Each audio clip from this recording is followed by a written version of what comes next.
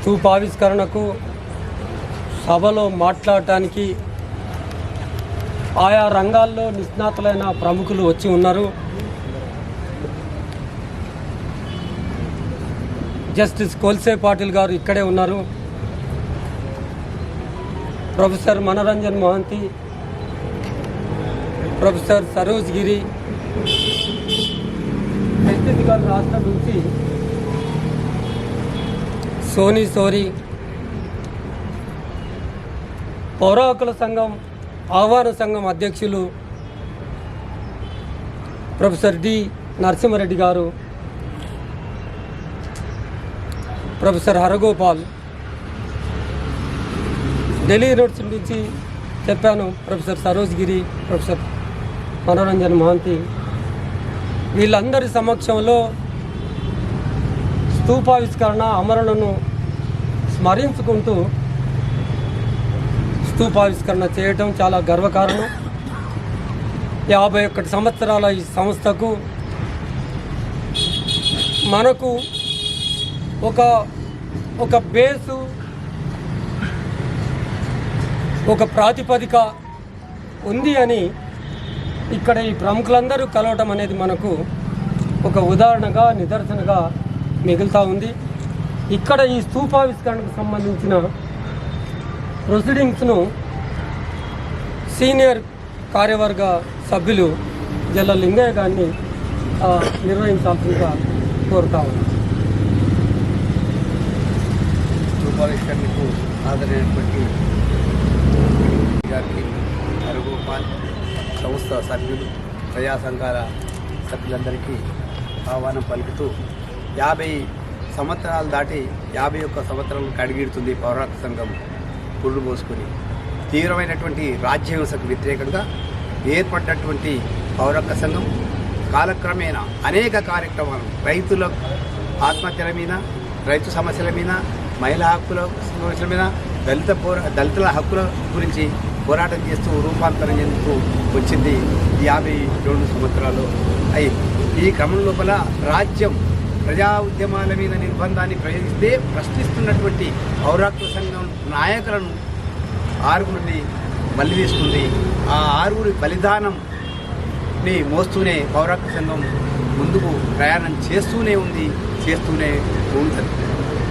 అయితే ఇప్పుడున్న పరిస్థితి మనం మొదటి నుంచి కూడా ఆంధ్రప్రదేశ్ పౌరహక్కు సంఘం రాజ్యాంగబద్ధంగా పరిపాలించాలని, చట్టబద్ధంగా వ్యవహరించాలని, రూల్ ఆఫ్ లాని ఇంప్లిమెంట్ చేయాలని చెప్పి పోరాటం నిర్వహిస్తుంది. ప్రధానంగా జీవించే హక్కుకు భంగం కలిగినప్పుడు తీవ్ర స్థాయిలో ఉద్యమాలను నిర్వహించడం జరిగింది. కోర్టులలో కానీ, కోర్టు బయట అనేక ఉద్యమ రూపాలను తీసుకొని ఈ పౌర ప్రజాస్వామిక హక్కుల పరిరక్షణ కోసం పోరాటం చేసింది. ఆ పోరాటం భాగంగానే రాజ్యం యొక్క హింసకు పౌరహక్కు సంఘం నాయకులు కూడా బలి కావడం జరిగింది. ఇప్పుడు మనం పూర్తిగా ప్రజాస్వామ్యం పేరు మీద ఫాసిజం రాజ్యం వెళ్తుంది. అట్లాంటి పరిస్థితులలో మనం మనుగడ కొనసాగిస్తున్నాం. ఇప్పుడు ఇంకా మనందరి మీద బాధ్యత ఏంటంటే ఈ చట్టబద్ధ పాలన గురించి, రాజ్యాంగబద్ధ పాలన గురించి, పౌర ప్రజాస్వామిక హక్కుల పరిరక్షణ గురించి తీవ్రమైనటువంటి ఉద్యమం చేయవలసినటువంటి అవసరం ఇంకా పెరిగిందనడం లోపల ఎలాంటి సందేహం లేదు. కాబట్టి ఈ పరిస్థితులలో మనందరం ప్రజలు, ప్రజాస్వామికవాదులు, ప్రజా సంఘాలన్నింటినీ సంఘటితపరిచి ఈ ప్రజా ఉద్యమాన్ని రాజ్యాంగబద్ధ పాలన కోసం, చట్టబద్ధ పాలన కోసం నిరంతరం ఉద్యమించవలసినదిగా నేను పౌరహక్కు సంఘం పిలుపునిస్తుంది. ఇది ఒక ప్రత్యేక పరిస్థితిలో మనం ఈ 52 సంవత్సరాల పౌరహక్కుల సంఘం కార్యాచరణలోకి అడుగుపెట్టినాం. ఇప్పుడు మనము ఏదైతే ఒక లక్ష్యంతో ఈ సభలు నిర్వహిస్తున్నామో అది మధ్య భారతంలో కావచ్చు, దేశంలో కాదు, ఎన్కౌంటర్ హత్యాకాండ అనేది చాలా విపరీతంగా కొనసాగుతున్నది. మొత్తంగా అసలు ఏ ప్రజలైనా సరే, ఉద్యమకారులైనా సరే, ఆదివాసులైనా సరే, ఎవరినైనా సరే హత్య చేసి ఎన్కౌంటర్గా ప్రకటించే పరిస్థితి కనిపిస్తున్నది. మాట్లాడే గొంతుక లేకుండా పోతుంది. మనం చాలామంది మాట్లాడేవాళ్ళు, కానీ 2018లో భీమా కోరేగాం కుట్ర కేసు ఎంటర్ అయిన తర్వాత చాలామంది మేధావులు మాట్లాడలేని స్థితి ఏర్పడ్డది. ఈ స్థితిలో మనం ఇంకా హక్కుల ఉద్యమాన్ని బలోపేతం చేయాల్సిన అవసరం ఉంది. ఇప్పటికైనా సరే మనం ఎవరైతే హక్కుల ఉద్యమంతో, హక్కుల చైతన్యంతో కొనసాగుతున్నామో ఈ సందర్భంగా మనం ఆడుకు ముందుకేయాలని చెప్పి ప్రజలందరికీ విజ్ఞప్తి చేస్తున్నాం.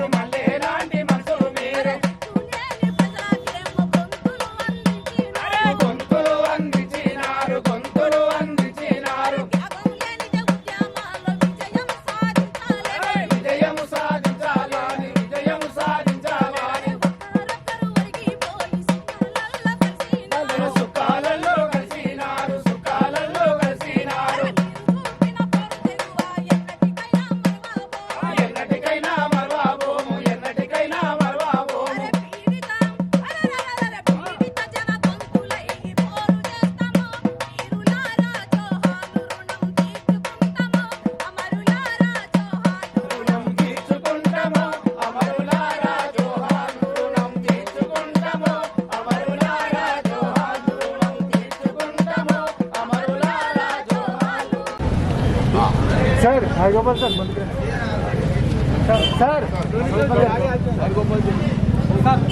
అమ్మా అమ్మా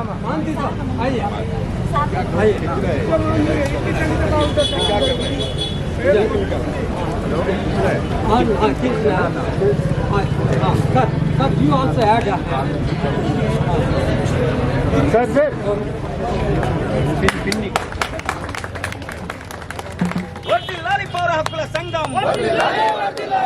I have come here to put the basics, what we require and how we are facing, what are the problems and what are the basics of our problems.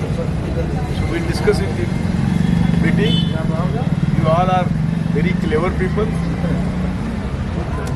Fighter है, हम साथ में बात करेंगे. పట్టాలు ఏవైతున్నాయో అది ఏం సూచిస్తున్నాయంటే ఇవాళ మళ్ళీ మనం వెనక్కి చూసుకుంటే ఈ 6 మంది ఎందుకొరకు ప్రాణాలు ఇచ్చారు అనే ప్రశ్న దగ్గర మనం ప్రారంభం కావాల్సి ఉంటుంది. రాజ్యహింస గురించి మనం మాట్లాడుతున్నప్పుడు ఉద్యమకారుల మీద విప్లవకారుల మీద రాజ్యహింస, పౌర హక్కుల గురించి మాట్లాడేవాళ్ళు, పౌర సమాజంలో ఉండి మాట్లాడేవాళ్ళు దాకా రావడం, ఇవాళ 6 మందిని ఎవరినైతే రాజ్యం ప్రాణాలు తీసుకున్నదో అది ఏం సూచిస్తున్నది? ఈ ప్రాణాలు తీసుకునేటువంటి రాజ్యము ఇవాళ ఎవరి ప్రాణాలను తీసుకునేటువంటి దాకా రావడం అనేది ఏదైతుందో పౌర హక్కులకు ఒక నూతనమైనటువంటి ఒక కొత్త సవాలుగా మన ముందు పౌర సమాజంలో పనిచేస్తున్న పౌర హక్కుల సంఘాలు ఎలా పనిచేయాలి, ఈ సవాళ్ళను ఎలా ఎదుర్కోవాలి అని మనం ఈ సదస్సులో మాట్లాడతాం. ఈ 6 కూడా వ్యక్తిగతంగా నిజాయితీ కలిగిన వాళ్ళు, ప్రజల పట్ల అంకిత భావం ఉన్నటువంటి వాళ్ళు, ఒక్కొక్కరు వాళ్ళ జీవితాన్ని తలుచుకుంటే వాళ్ళు అద్భుతంగా జీవించినటువంటి వాళ్ళు. గోపి రాజన్న కానీ, లేక మన స్వాతంత్ర సమరంలో వచ్చిన కానీ, పురుషోత్తం కానీ, ప్రభాకర్ రెడ్డి కానీ, ఆజం అలీ కానీ, వీళ్ళందరూ ఎవరైతే ప్రాణాలు ఇచ్చారో వాళ్ళందరూ ఒక భవిష్యత్ సమాజం కొరకని, ఒక మానవీయ సమాజం కొరకని ప్రాణాలు ఇచ్చినటువంటి వాళ్ళ త్యాగం ఏదైతుందో మనందరి స్పృహలో మనం నిలుపుకుంటూ మనం పనిచేయవలసినటువంటి అవసరం ఉంది. ఈ సందర్భంలో ఈ 6 మంది బహుశా ప్రపంచంలో ఏ పౌర హక్కుల సంఘంలో కూడా 6 మంది ప్రాణాలు ఇచ్చినటువంటి దాఖలాలు లేవు. చరిత్రలోనే ఇది బహుశా అరుదైనటువంటి ఒక సంఘము, 6 మంది ప్రాణాలు ఇచ్చినటువంటి సంఘం. కాబట్టి ఈ సంఘానికి ఒక అద్భుతమైన చరిత్ర ఉంది. భవిష్యత్తు కూడా ఈ త్యాగాల మీద, ఈ అనుభవం మీద మనం నిర్మాణం చేయవలసిన అవసరం ఉంది. రాబోయే కాలంలో సమస్యలు మరింత కఠినంగా, మరింత సవాలుగా మారేటువంటి దశకు మనం చేరుకున్నాం. ఒక క్రిటికల్ సందర్భంలో, ఒక కీలకమైన సందర్భంలో మనం కలిసి 6 మంది స్ఫూర్తితో ఈ సదస్సు జరుపుకుంటున్నాం. వచ్చిన మిత్రులందరికీ ఆహ్వానం చెప్తూ ఒక సీనియర్ సభ్యుడిగా నేను ఈ 50 ఏళ్ల అనుభవాన్ని పంచుకోమని పౌర హక్కుల సంఘం అడిగారు. సదస్సులో దాని గురించి మాట్లాడతాను. అమరవీరులకి మరొకసారి మనము వాళ్ళకి జోహార్లు చెప్తూ ఈ సభను ప్రారంభించాం. అమరవీరులకు